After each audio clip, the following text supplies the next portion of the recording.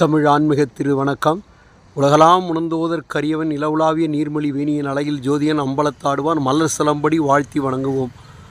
வா வென்று அழைக்கும் அண்ணாமலை ஞான தபோதனரை வா என்று அழைக்கும் அண்ணாமலையில் நாளை மறுநாள் தீப திருநாள் வருகை தருகின்ற அத்தனை பக்த கொடிகளுக்கும் சிறந்தாழ்ந்த பணிவான வணக்கப்பூக்களுடன் இன்றைய நாள் இனிய நாளாகவும் சோமவாரம் திங்கட்கிழமை இந்த நாளிலே நாம் இறைவனுடைய நாமத்தையும் சிவாய நமவோம் சிவாய நமக சிவாய நமவோம் நம சிவாய ஓம் சக்தி ஓம் சக்தி ஓம் சக்தி ஓம் ஆதிசக்தி மகாசக்தி பராசக்தி ஓம்.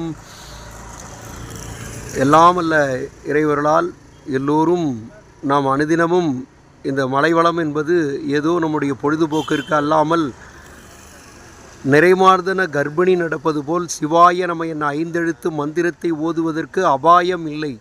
ஒவ்வொரு அடியும் நாம் பல வினைகளை இழந்து நாம் இறைவனுடைய திருவடியை அடைய வேண்டும் என்று திருமுருக கிருபானந்தா வாரியார் ஒவ்வொரு அடியும் நம்முடைய இறைவனுக்கு அர்ப்பணம் செய்யக்கூடியதாக இருக்கும் என்ற வகையிலே எல்லா நாட்டவரும் எல்லா மதத்தவரும் எல்லா மொழிகளும் சங்கமிக்கின்ற இந்த வாவென்று அழைக்கும் அண்ணாமலையை நீங்கள் வரும்பொழுது உங்களுடைய பொருட்கள் உங்கள் உடைமை.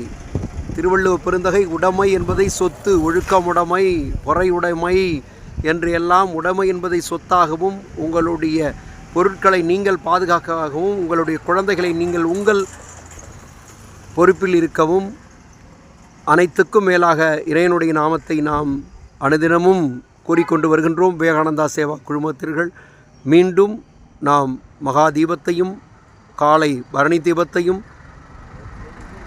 சென்று மலைவளம் 4ஆம் தேதி பௌர்ணமி கிருத்திகெல்லாம் ஒன்றாக வருகின்ற ஒரு மாபெரும் ஜோதியை தரிசிக்கின்றோம்.